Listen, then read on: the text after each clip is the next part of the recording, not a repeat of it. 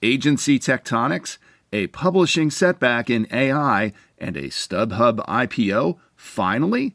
Welcome to the Unlimited Supply Podcast, your daily music business TLDR in your ear, powered by 30,000 hours in the trenches, and brought to you by Notisk, helping music, technology, and finance companies navigate the music industry in partnership with Digital Music News. It's March 27th, 2025. I'm Lars Murray in NYC.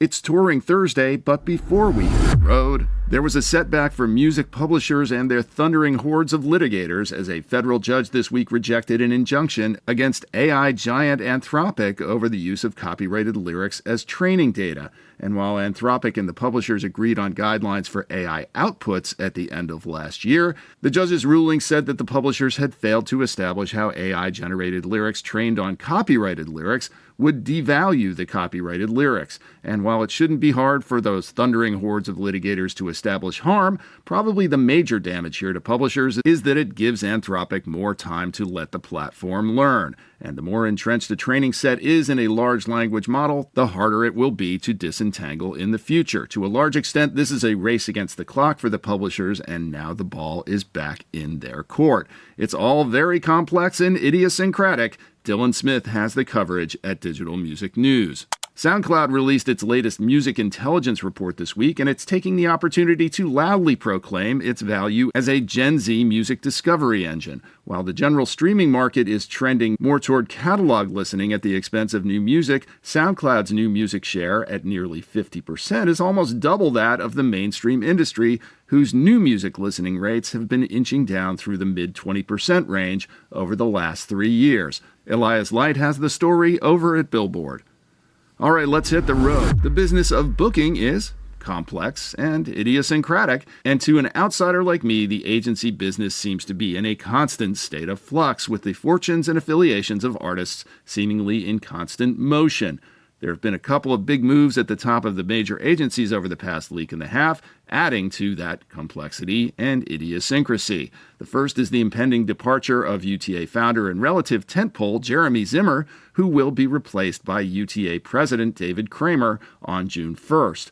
While the reasons for his departure appear unrelated to music specifically, this kind of thing has ripple effects that will affect every business unit. And then over at giant WME, after going public, WME is going private again with a whole bunch of musical chairs at the top, including a changing role for CEO and Ari Gold inspiration, Ari Emanuel, who took it public in the first place. Again, all of this motion is the result of larger machinations in things like movies and mixed martial arts, but its effects will undoubtedly touch the music operations as the tectonic plates of the agency world continue their shifts. Lately, Billboard's Latin music market coverage is big on economic impact stories. A short while ago, they ran a story on Bad Bunny's projected effect on the Puerto Rican economy when he stages a run of shows later this year. This week, Billboard took a look backward at Shakira's recent run of shows in Mexico, which set attendance records in multiple cities, spurred a lot of air travel and hotel bookings whenever and wherever she played,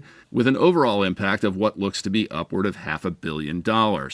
Well, if you booked your Coachella weekend expecting to see Brazilian star Anitta on stage, well, you're out of luck. She announced that she's pulling out of the festival for unspecified personal reasons. Last time we checked, Coachella was still not sold out too, and this will not help, although it's unlikely to faze the segment of the Coachella audience still deciding between Urban Wrangler and Pastel Goth as their festival wear look. All the way back in April of last year, we reported that StubHub was going public. Then in July, we reported that the IPO was delayed. We referred to it as Lucy's Football. And now, here we are almost a year later, and StubHub has finally filed formally for its IPO with a target valuation of 16.5 queeners. That's $16.5 billion, roughly 10x multiple on the 1.77 queeners it generated in revenue in 2024. Once again, Glenn Peoples over at Billboard is on this story. What is not complex and idiosyncratic is the fact that Nashville needed a mid-sized venue, and now with AEG's Pinnacle, it has just that. The venue opened on February 27th. It's north of the Ryman and south of the Bridgestone, with around a 4,500 seat capacity, which, as with everything else in Nashville, will hardly ever sell out. Let's check back in a year. Regardless, it seems like a pretty cool state-of-the-art venue. Jessica Nicholson has the story over in Billboard. Every week we discuss the artists dominating their markets, a few artists who might be punching above their weight, and a few you might be surprised still have tickets available in the U.S. music capitals New York, L.A., and Nashville. We call it the Who Sells Out. In Nashville, where nothing ever sells out, you can do an OG Drive-By Truckers doubleheader this week. As we reported last week, Jason Isbell is not a sellout at the aforementioned Pinnacle tomorrow night. Hey, we're off to a good start on our predictions. Still tickets available for that. Patterson Hood, the other OG Drive-By Trucker, is at East Side Bowl on Saturday night with Lydia Lovelace opening, and still some available there. Back over at the Pinnacle, all the seats are sold out Tuesday and Wednesday for both nights of the Zac Brown Band shows. But there's a twist. Most of the tickets are standing room general admission, and it's not a sellout. Still tickets available for both nights. If you are a believer in the doctrine of Todd is God, you can worship the man himself, Todd Rundgren, at the Ryman on Monday as he plays the Burt Bacharach songbook. Yep, not a sellout. And also not a sellout, Steve Aoki at the Sky Deck tomorrow night. You can get in the building for $70 in general admission, all the way up to $1,300 for a 10-person table. In LA, still a reasonable number of tickets for Los Tigres del Norte at the Honda Center in Anaheim on Saturday night. The Garden State soundtrack's 20th anniversary, wow, hits the Greek on Saturday night with Zach Braff and the Shins, Iron and Wine, Frou Frou, Colin Hay, Thievery Corp., Remy Zero, Carey Brothers, Bonnie Somerville, and Sophie Barker from 07. It may not be a sellout yet, but it will be. All tickets benefit Midnight Mission.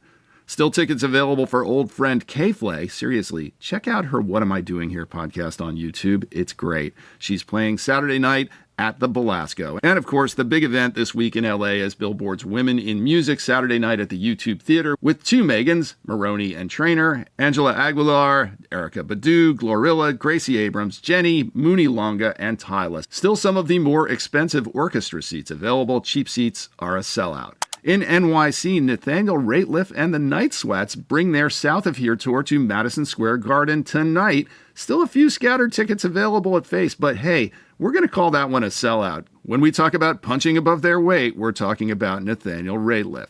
And ahead of her Billboard Women in Music appearance, there are still a few platinum tickets at Face for Megan Maroney tonight at Radio City, but otherwise she's pretty much sold out. You could have seen her at South by Southwest for free a little over a week ago.